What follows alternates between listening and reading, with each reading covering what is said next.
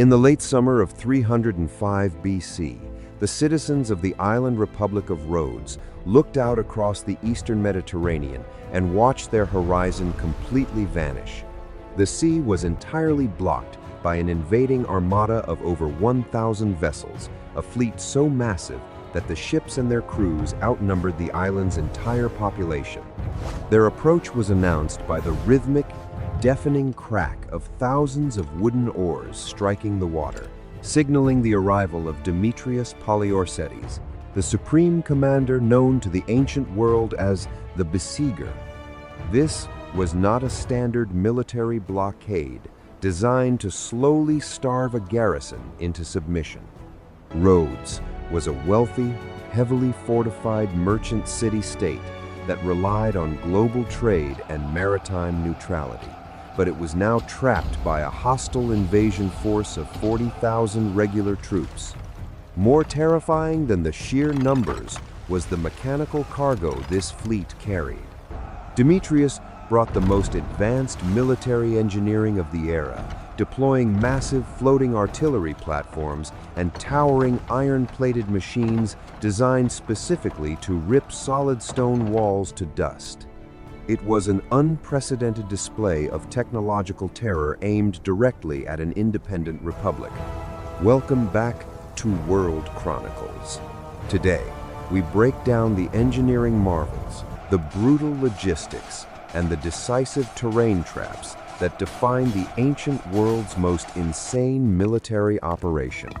We will examine how a commercial hub mobilized every citizen to fight for survival against an imperial war machine built to crack the unbreakable. Yet, as the vast Antigonid fleet dropped anchor and the heavy siege engines were dragged onto the shores, the ultimate survival of Rhodes would not depend on the height or thickness of their stone walls, but on a desperate, calculated trap hidden just beneath the soil. The Mediterranean in the late 4th century BC was a fractured battleground, caught in the bitter aftermath of Alexander the Great's death. His former generals, the Diadochi, had carved his vast empire into rival kingdoms, initiating decades of relentless warfare to claim supreme authority. By 305 BC, the most aggressive and powerful of these factions was the Antigonid dynasty, led by Antigonus I Monophthalmus, the one-eyed, and his highly capable son, the supreme commander Demetrius. Their grand strategic objective was total dominance over the eastern Mediterranean and the reunification of Alexander's realm under their sole banner. To achieve this, they had systematically dismantled rival navies and absorbed coastal territories. But one major obstacle remained in the south, the wealthy, deeply entrenched Kingdom of Egypt, ruled by Ptolemy I. Before the Antigonid army could safely launch a massive amphibious invasion against the Egyptian coastline, they had to secure their supply lines and eliminate any potential maritime threats in their rear. This strategic necessity placed a massive target directly on the island Republic of Rhodes. Positioned perfectly at the crossroads of the Aegean and the eastern Mediterranean, Rhodes was the undisputed logistical linchpin of the ancient global economy. It was not merely a wealthy island. It was a heavily fortified maritime superpower that controlled the primary trade routes linking Europe, Asia Minor, and North Africa. The city's economic lifeblood was intimately tied to Alexandria. Down at the bustling stone quays, the heavy, rhythmic groaning of thick mooring ropes could be heard daily as massive transport ships arrived to unload thousands of tons of Egyptian grain, feeding the island and filling its treasuries. This lucrative trade relationship forged a vital, unspoken alliance between the merchant republic and Ptolemy I. Whoever controlled the Rhodian shipyards and their highly skilled citizen navy effectively controlled the strategic sea lanes leading to the Nile Delta. Antigonus recognized that launching an invasion of Egypt while a fiercely independent, well-armed Rhodian fleet sat astride his supply lines was a logistical suicide mission. If the Antigonid invasion force became bogged down in the sands of Egypt, the Rhodians could easily cut their maritime tether, leaving Demetrius and his regular infantry stranded and starving. Operating with cold military pragmatism, the Antigonid imperial government issued a strict ultimatum to the Republic. Rhodes must formally break its trade agreements with Ptolemaic Egypt, surrender a fleet of its warships to the Antigonid cause, and actively participate in the upcoming war against Ptolemy. It was a demand for total submission masquerading as an alliance. For the ruling magistrates of Rhodes, accepting the ultimatum meant political subservience and the total destruction of their merchant economy. To declare war on Egypt was to sever their primary food supply and alienate their most lucrative trading partner. Calculating that maintaining their neutrality was their only viable path to long-term survival, the Rhodian government officially refused the demands, offering only limited concessions that fell far short of Antigonid requirements. They closed their harbor chains and mobilized their citizen militia, preparing for a standard naval blockade. But the Antigonid response would not be standard. When diplomacy failed, Demetrius did not just declare a conventional war against the island. He unleashed an engineering nightmare that the ancient world had never seen before. The scale of the Antigonid mobilization was designed to break the psychological resolve of the island before a single sword was drawn. When Demetrius anchored his fleet off the coast, he brought an operational force that dwarfed the entire demographic capacity of the Republic. The core of his army consisted of 40,000 regular infantry, hardened veterans of the brutal Diadochi conflicts that had raged since Alexander's death. To transport, supply, and protect this massive land force, the Antigonid navy deployed over 200 heavily armed warships and 170 massive transport vessels. The logistical footprint of this invasion was staggering, requiring a constant stream of supply ships navigating the unpredictable coastal currents just to keep the encampment fed. Yet, the true indicator of Demetrius's intent was not the regular combat troops, but the specialized logistical tail trailing behind them. The Supreme Commander mobilized an additional 30,000 laborers, opportunistic pirates, and elite mercenary engineers. This immense supplementary force meant that the Antigonid Empire possessed more men dedicated simply to constructing and pushing their siege engines than Rhodes possessed to defend its walls. Opposing this imperial juggernaut was a defense force defined by its desperate, localized limits. The Rhodian military was not a sprawling standing army designed for foreign conquest, but a highly motivated civic institution. The city mustered approximately 6,000 citizen soldiers, heavily armed hoplites and local militia, bolstered by a mere 1,000 medics or resident foreigners who volunteered to hold the line. The mathematical reality of the siege was grim. The defenders were outnumbered by roughly 10 to 1 by the regular infantry alone. These 7,000 men were forced to stretch their ranks dangerously thin across a sprawling defensive perimeter of high stone walls, fortified gates, and critical harbor breakwaters. The heavy, metallic clatter of bronze armor being hastily distributed from the civic armories underscored the frantic reality that every able-bodied male was now effectively committed to the front line, with absolutely no deep reserves to cycle in for relief. Facing an existential threat, the deeply entrenched political factions of the Merchant Republic instantly dissolved, replaced by a ruthless, pragmatic consensus for survival. The Rhodian magistrates enacted emergency decrees that rapidly transformed the wealthy trade hub into a state of total war. To supplement their depleted ranks, they issued an unprecedented political order. Any enslaved man who fought with courage on the battlements would be legally granted his freedom, and his purchase price would be paid to his former master directly from the city treasury. To ensure that the citizen militia fought without the paralyzing fear of leaving their families destitute, the government publicly pledged that the widows and orphans of the fallen would be maintained, clothed, and educated entirely at the public expense.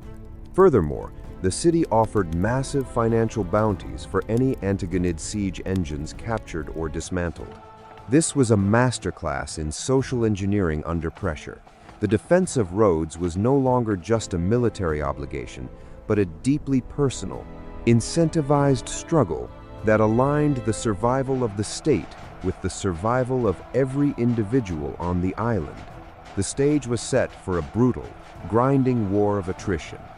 Demetrius possessed the numbers, the engineering genius, and the naval supremacy necessary to conduct a multi-axis assault on the isolated city. The Rhodians possessed only their fortified perimeter, their absolute civic unity, and their deep knowledge of the local coastal geography. The Antigonid supreme commander knew that starving a heavily fortified port city would be a long, unpredictable process vulnerable to outside interference, so he opted for immediate, overwhelming kinetic force. But as the Antigonid engineers began to assemble massive, timber-clad structures directly on the decks of their linked warships, a terrifying question hung over the defenders.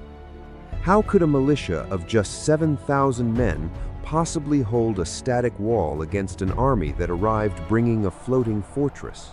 Demetrius understood that a direct assault on the towering land walls was a waste of resources if the city could still import food. His primary operational objective was to capture the commercial harbor, effectively severing the Rhodian lifeline to Egypt. To achieve this, the Antigonid engineers executed an audacious piece of maritime construction. They lashed massive transport galleys together, laying heavy timber decks across the hulls to create floating artillery platforms. Upon these platforms, they erected multi-story siege towers armed with torsion catapults and stone-throwing ballistae. However, this engineering marvel immediately collided with the tactical friction of the environment. The sheer, top-heavy bulk of the wooden superstructures made the vessels dangerously unstable, resulting in a violent, unpredictable rocking as the platforms were hammered by the incoming coastal waves. This constant pitching made accurate artillery fire incredibly difficult, but the psychological terror of floating fortresses inching toward the harbor defenses was undeniable. The assault began under the cover of darkness, targeting the vital stone breakwater known as the mole, which protected the inner harbor. Demetrius deployed specialized shock troops via amphibious transports, managing to secure a tenuous foothold on the seawall. The combat that erupted along the mole was a chaotic, claustrophobic nightmare for heavy infantry. Traditional hoplite formations, which relied on overlapping shields and level ground, were entirely neutralized on the narrow, water-slicked stones of the breakwater. To contain the breach, the Rhodians rapidly established defensive booms, utilizing heavy chains and spiked logs strung across the harbor entrance to prevent the broader Antigonid war fleet from penetrating further and reinforcing their vanguard. Refusing to surrender their port, the Rhodian citizen navy initiated a highly aggressive counter-strategy. They did not attempt to match the sheer mass of the Antigonid fleet in a pitched battle. Instead, they leveraged their elite seamanship and deep knowledge of the local currents. Launching smaller, highly maneuverable galleys, the Rhodians executed precision strikes directly against the lumbering floating batteries. They loaded older vessels with pitch and combustible materials, igniting them and driving these fire ships directly into the linked wooden hulls of the enemy platforms. The sheer threat of fire on the tightly packed, timber-laden decks forced the Antigonid crews to repeatedly break their blockade lines, prioritizing the survival of their expensive siege engines over maintaining a cohesive naval perimeter. Yet, the most lethal defender of Rhodes during this phase was not a citizen or a fire ship, but the Mediterranean itself. As the campaign stretched into late autumn, the regional weather patterns shifted violently. Coastal warfare in antiquity was deeply constrained by seasonal gales, and Demetrius's top-heavy maritime engines were fundamentally unsuited for rough water. A sudden, fierce coastal storm swept into the harbor basin, transforming the sea into an active combatant. The high winds caught the broad, flat sides of the floating siege towers like sails, creating an overwhelming aerodynamic drag.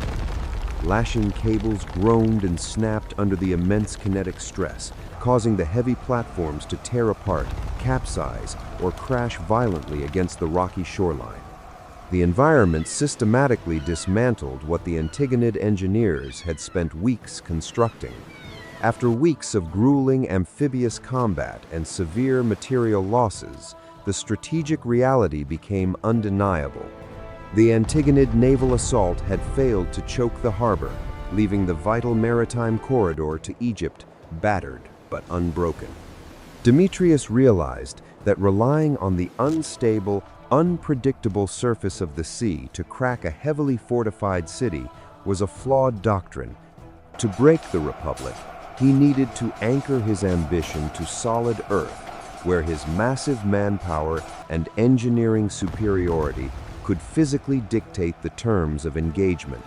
Recognizing that the sea would not yield the city, the Supreme Commander turned his gaze to the land, ordering his engineers to begin the construction of a monster. To physically dictate the terms of the siege, Demetrius shifted his center of gravity from the unpredictable harbor to the solid ground facing the southern walls of Rhodes. He ordered his chief engineers, led by the renowned Epimachus of Athens, to design a terrestrial weapon that would render standard defensive architecture obsolete. The result of this commission was the Helepolis, a title that translated to the taker of cities. This was not merely a siege tower. It was a mobile, multi-tiered fortress of unprecedented scale. The structure stood an imposing 130 feet tall, resting on a massive square base measuring 65 feet on each side. Built from heavy square timbers and heavily braced, the entire engine weighed an estimated 160 tons. The construction process dominated the Antigonid camp, underscored by the relentless, percussive ringing of blacksmiths' hammers, working day and night to forge the armor that would clad the beast. Demetrius had learned from the naval skirmishes that the Rhodian citizen militia relied heavily on incendiary weapons. To neutralize the threat of fire ships and flaming arrows, the engineers covered the entire front and side facades of the Helepolis in overlapping iron plates. Behind this impenetrable shell, the tower was divided into 9 distinct stories, connected by 2 internal staircases to ensure a continuous, organized flow of ammunition and relief crews. The Helepolis was heavily armed, functioning as a highly concentrated artillery battery. The lower floors housed massive torsion catapults capable of hurling 150-pound stone boulders to systematically shatter the masonry of the Rhodian walls. The upper levels were packed with lighter, rapid-fire ballistae designed to project a lethal curtain of iron-tipped bolts. The tactical advantage of this design lay in its sheer height. At 130 feet, the top floors completely overmatched the city's defensive perimeter, allowing Antigonid artillerymen to look down and fire directly into the streets and behind the Rhodian parapets, effectively stripping the defenders of their physical cover. The taker of cities did not operate alone. It functioned as the anchor of a broader mechanized siege train designed to simultaneously batter and suppress the city. Operating alongside the Great Tower were 2 colossal battering rams, each measuring an astonishing 180 feet in length. These rams were mounted on heavy rollers and enclosed within massive, iron-reinforced wooden sheds, which protected the specialized crews from plunging missile fire. The tactical objective was straightforward: The Helepolis would suppress the defenders with overwhelming elevated artillery fire, creating a safe operating zone for the heavy rams to physically crack the stone foundation of the city. However, the sheer mass of these machines created a severe logistical bottleneck. A 160-ton, iron-plated tower cannot simply be wheeled across an open, contested battlefield. It requires a perfectly flat, highly compacted surface to prevent the massive iron-banded caster wheels from sinking into the earth or fracturing under lateral stress. Demetrius deployed his immense reserve of 30,000 laborers to systematically alter the local geography. Working under the protection of mobile screens, they filled defensive trenches, leveled uneven topography, and laid a sprawling, reinforced path of thick wooden planks directly toward the southern wall, creating an ancient runway for a mechanical titan. The mechanical reality of moving the Helepolis was staggering. It required a dedicated propulsion crew of 3,400 men, organized in tightly controlled relays. Pushing from behind and operating internal capstans within the base of the tower, this massive human engine strained in unison just to achieve a crawling pace. The deep, agonizing groan of thick timber axles bearing the impossible weight of the tower echoed across the plains, announcing the beginning of the decisive land assault.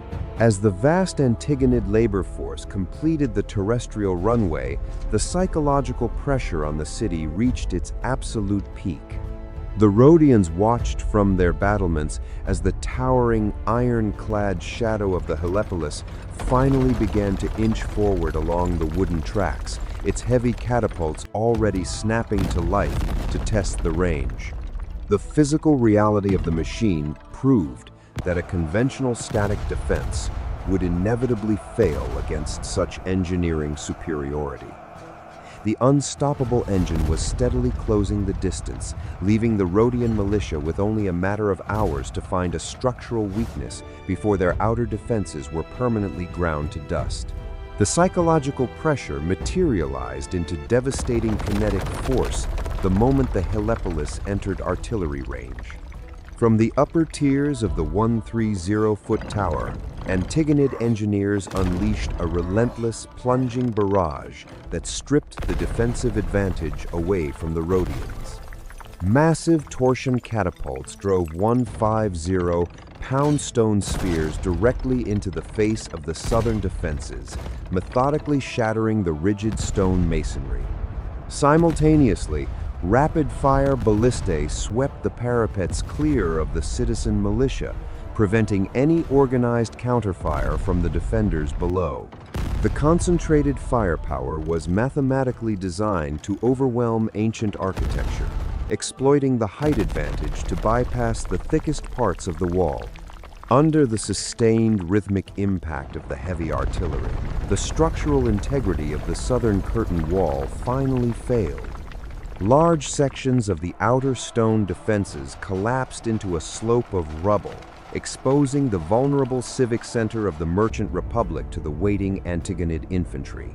Demetrius expected this massive physical breach to trigger an immediate capitulation, calculating that a merchant city would not risk total annihilation in a street-to-street urban brawl. Instead, he encountered the absolute resilience of a mobilized, unified citizenry. As the outer wall crumbled under the bombardment, the Rhodian magistrates ordered the immediate construction of a secondary defensive line, curving inward behind the breach like a crescent moon to seal off the exposed sector. To acquire the necessary stone and heavy timber at such a rapid operational pace, the citizens systematically dismantled their own city from the inside out. They tore down private commercial estates, grand public theaters, and even their sacred temples, hauling the raw architectural materials directly to the front line. Women, children, and the newly freed slaves worked in continuous, desperate relays, mixing mortar and stacking heavy stones under the looming shadow of the Antigonid megamachine. By the time Demetrius prepared his heavy battering rams to widen the gap, he found his direct path completely blocked by a fresh, hastily built inner fortification that entirely nullified his initial breakthrough. To crack this newly erected crescent wall, the Supreme Commander had to advance the Helepolis even deeper into the breach zone. This operational necessity exposed the fundamental, structural vulnerability of the Antigonid engineering marvel. The Taker of Cities was a masterpiece of vertical artillery, but its sheer 160-ton weight demanded perfect terrestrial conditions to function. It relied entirely on the highly compacted, perfectly leveled runway built by the Antigonid laborers to distribute its immense mass. If the ground lost its density, the machine's greatest asset, its overwhelming armored bulk, would instantly become its executioner. Recognizing this strict reliance on the physics of weight distribution, the Rhodian defense commanders shifted their strategy from static resistance to active environmental manipulation. Working under the cover of night and the deafening noise of the ongoing artillery exchanges, Rhodian sappers initiated a highly calculated subterranean counteroffensive. They dug a complex network of covert tunnels extending outward from the city, positioning the excavations directly beneath the projected path of the advancing siege tower.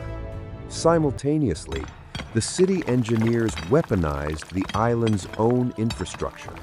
They breached their internal aqueducts, diverted localized drainage channels, and channeled wastewater and seawater directly into the newly dug subterranean voids. They deliberately saturated the soil deep beneath the heavy wooden planks laid by the Antigonid engineers.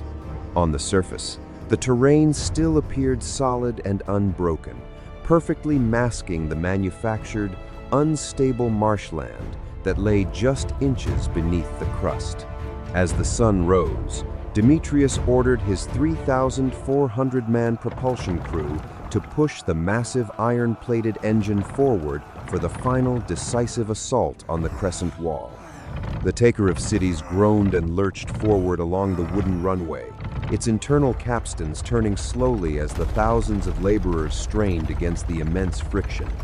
But as the vanguard of the machine rolled over the compromised, undermined zone, the sabotaged Earth catastrophically failed. The thick wooden planks violently splintered under the concentrated 160-ton load. With a heavy, wet, sucking sound of mud-gripping, iron-banded timber, the massive forward caster wheels plunged deep into the flooded soil. The enormous tower tilted violently forward, permanently embedding its forward axles into the engineered quagmire. Panic rippled through the Antigonid labor crews as they desperately strained against the capstans in reverse, but the physics of the trap were absolute. No amount of human muscle or mechanical leverage could extract the mega machine from the saturated earth. The pride of the Antigonid Empire was paralyzed, its vertical advantage instantly neutralized by the careful, deliberate application of mud and water. By leveraging the basic physics of siege warfare against the enemy's ambition, the Rhodian citizen militia had successfully assassinated the largest weapon in the ancient world, turning the Taker of Cities into a static, rusting monument trapped in the dirt.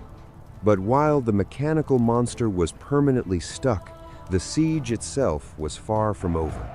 Demetrius still commanded a highly disciplined force of 40,000 regular troops waiting just beyond the perimeter, completely intact and ready to pour their entire weight directly through the shattered ruins of the outer wall.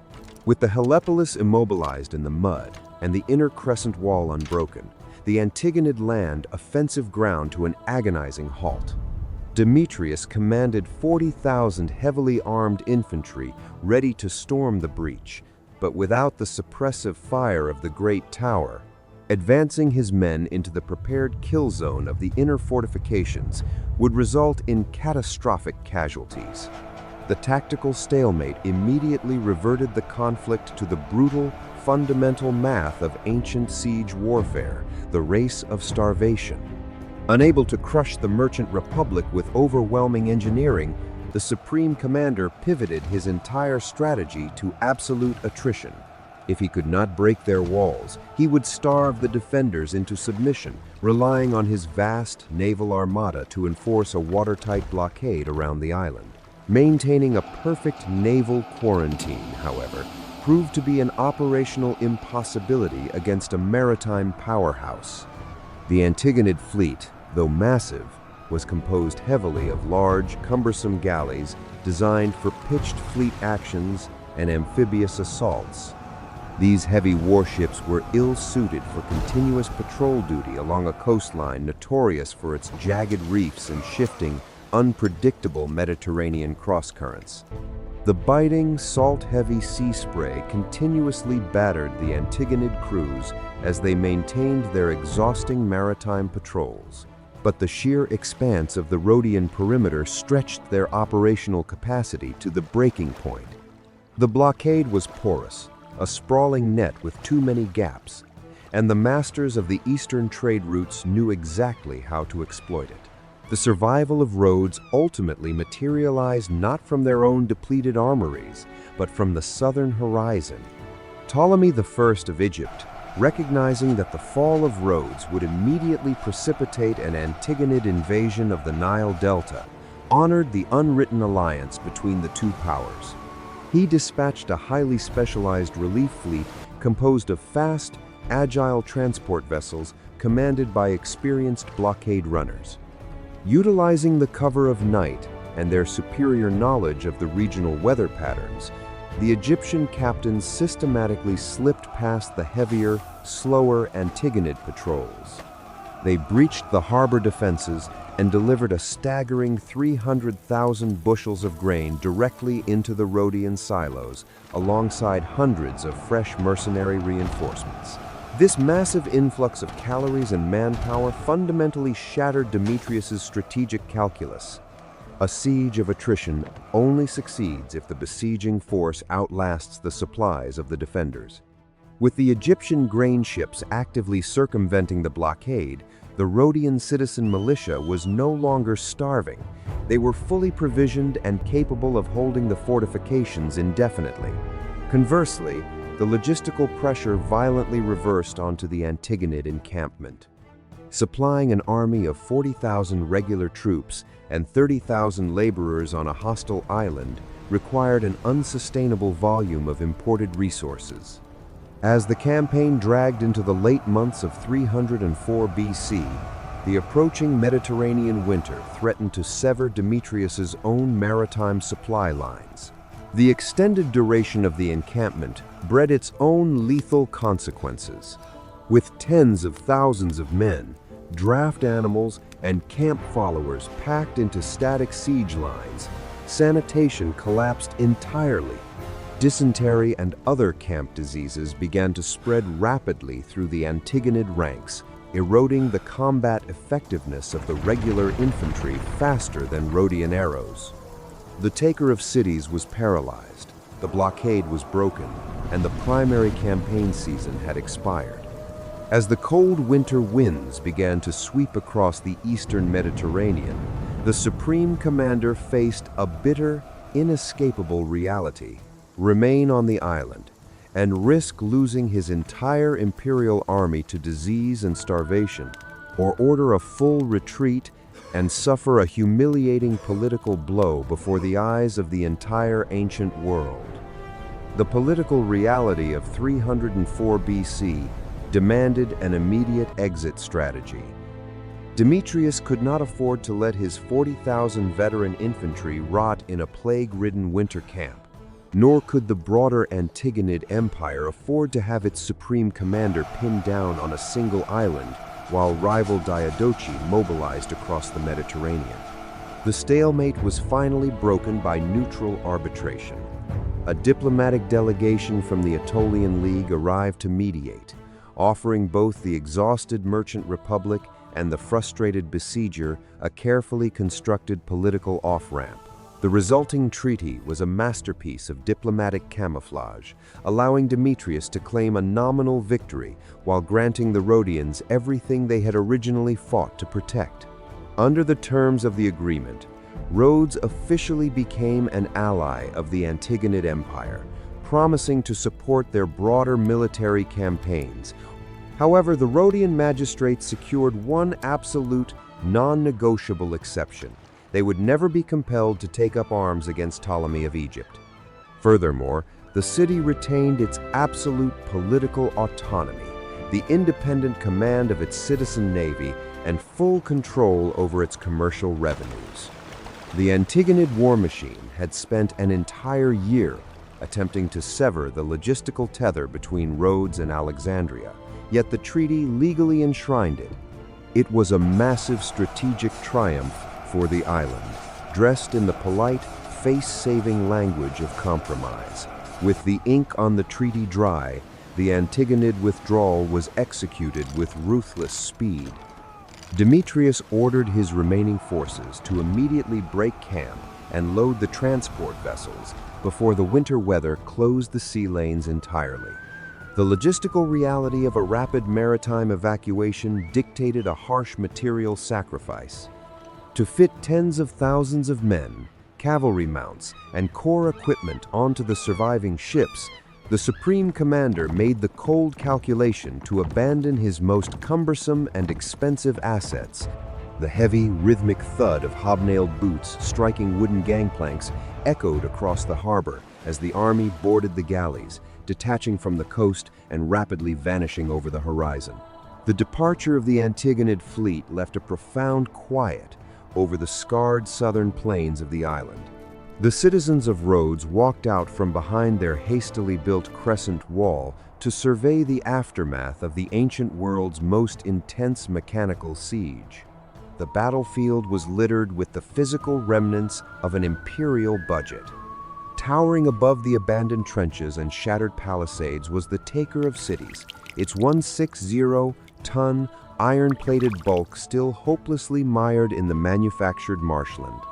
Flanking it lay the massive 180-foot battering rams and the broken frames of countless torsion catapults surrendered to the dirt.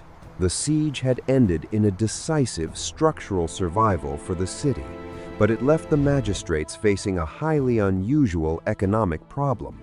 What exactly does a merchant republic do with millions of pounds of abandoned, high-grade enemy iron and timber? The Rhodian magistrates did not let the massive pile of abandoned war material rot in the winter rains. Operating with the cold efficiency of a merchant republic, they methodically stripped the heavy iron plates from the immobilized Helepolis, salvaged the enormous bronze heads of the 180-foot battering rams, and dismantled miles of seasoned timber. This colossal scrapyard of imperial ambition was systematically sold off to regional merchant syndicates.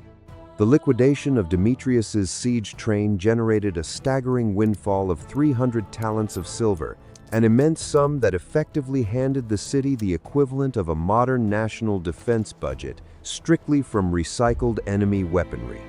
The sharp metallic screech of iron being pried from wooden superstructures became the sound of Rhodes physically reclaiming its future.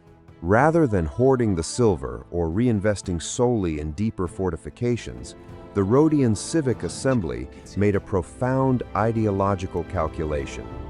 They funneled the 300 talents into a singular commission awarded to the native sculptor Chares of Lindos. Over the next 12 years, the melted-down bronze and iron from the failed Antigonid siege engines were recast into a towering 108-foot statue of the city's patron sun god Helios.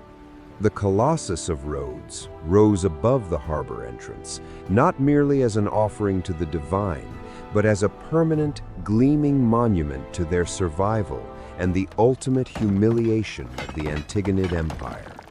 The weapon designed to erase them from history had literally financed one of the 7 wonders of the ancient world. Beyond the bronze giant, the siege cemented a geopolitical alignment that would dictate the balance of power in the Eastern Mediterranean for over a century. In profound gratitude for the massive grain shipments that had broken the blockade, the Rhodian government officially bestowed upon Ptolemy I of Egypt the divine title Soter, meaning Savior. The Ptolemaic dynasty and the Republic of Rhodes formed an unbreakable maritime axis that secured global trade routes. Meanwhile, the military legacy of the conflict echoed across every future Hellenistic battlefield. Demetrius's taker of cities may have failed in the mud, but the campaign proved the undeniable power of heavy, mechanized siege trains.